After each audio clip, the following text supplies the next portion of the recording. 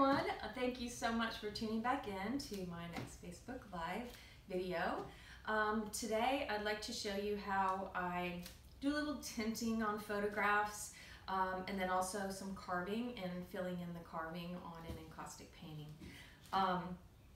Sometimes I like to use photographs and just put encaustic wax on top of them and let the photograph shine through, and other times I like to kind of mess them up. And sometimes the imperfection is what I really revel in. And you may have seen, if you looked at my website or if you know me, I have some large paintings that I have created that are figurative works that I have put wine or coffee or tea to distress them. And to me, that is speaking to imperfection in our being, and why do we really have to be perfect? If I drew a figure and it was absolutely perfectly proportioned, that's great. I've shown my skills. I learned to do that in high school and college and master's programs.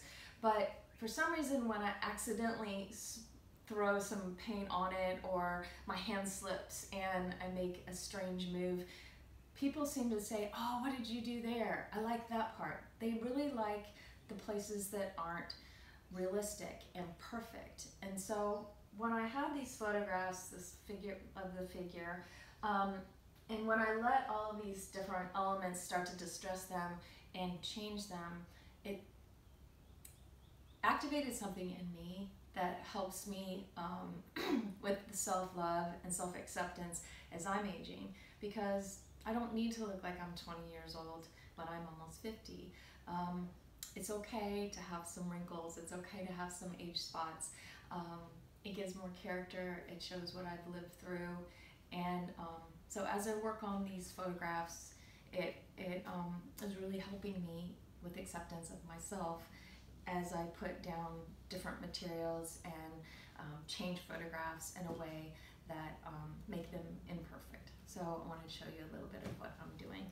I have a photograph of my daughter here. This is Gabrielle, and it is a wonderful, beautiful photo, but let's put some tea on that and see what happens.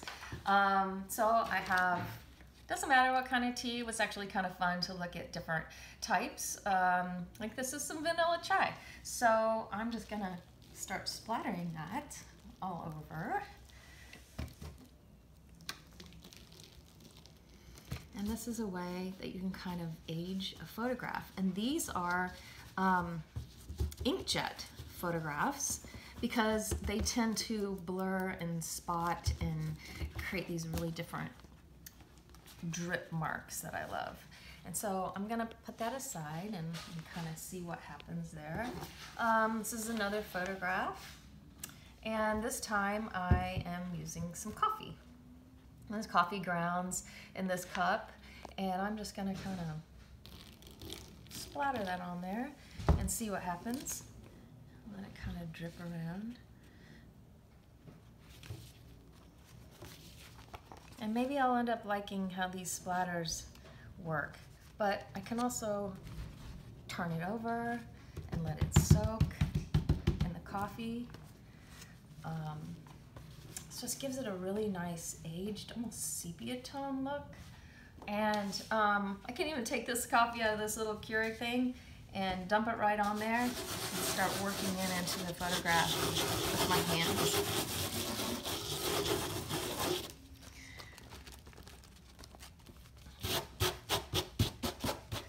The great thing is there's no right answer, there's no wrong answer. I can take some water, that's just too much. Let some of that coffee ease off. And then let this dry. So these are some natural elements that I use, but then also you can create a wash. I do that by using terpenoid, which is mineral spirits, odorless mineral spirits, and I use just an old jelly jar. I love these jars, I save them all the time to recycle. And then use oil paint. So I will take just a little bit of oil paint. This is like maybe a pea size, right onto my brush. There we go. And then just pour a little bit of this terpenoid right into the jar. Not using very much. And stir that up. And then I've got another nice photograph here.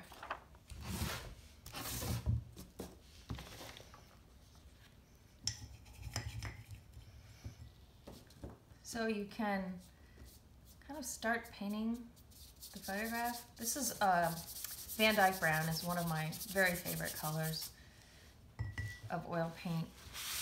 Adds a really beautiful sepia tone look. And that seems a little dark to me. So I'm going to add more of a proportion of the mineral spirits to my jar. And that will make the brown color a little bit less saturated. I'm going to kind of dab it off. Be able to see through that a little bit. Add even more. So the more mineral spirits and relativity to the paint, the more of a wash that will become.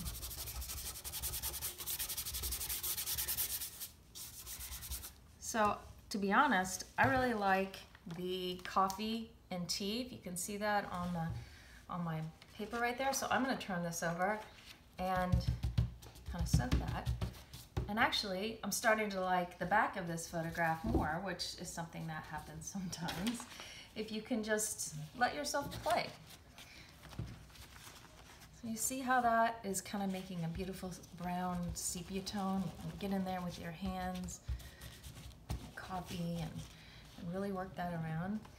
So sometimes I will then take these, I'll let them dry just to the point where they're perfect. And then I'll take a high-res photograph of them. At that point, I can then enlarge them and print them really big. Here's one that I created at the same size you just saw, but then I printed it on a large paper. And you can see the little dots from where the water reacted with the inkjet onto the paper and just made it so much more beautiful than a straight shot. So the next thing I wanted to show you was a little bit of carving and using the same wash that I just created. So this is a painting that I have a coat of encaustic wax and some pigment underneath it, but I'm going to heat it up a little bit so we can carve it. That's as much as I need to do, just to heat that wax up just a little bit. So I'm going to make like a little, maybe just a little tree over here, representation of a tree. So I'm just carving. This is a pottery tool. You can buy these tools anywhere, a pottery store or online or even Michael's. So I'm just gonna be kind of free with it, make a little tree. Okay, so I'm taking off some of that wax there, and now going back to my wash, the brush. You see how that is kind of flowing into those lines?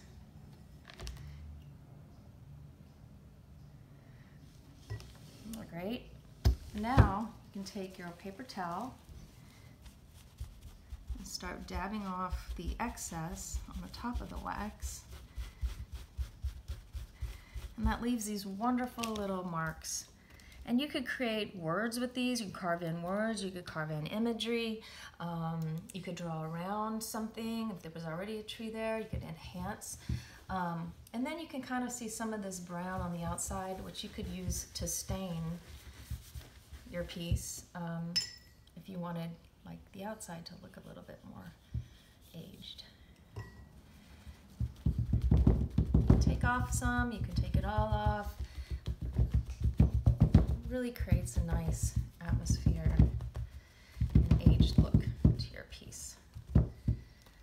So those are just a few little techniques. I'll probably post what some of these look like after they dry.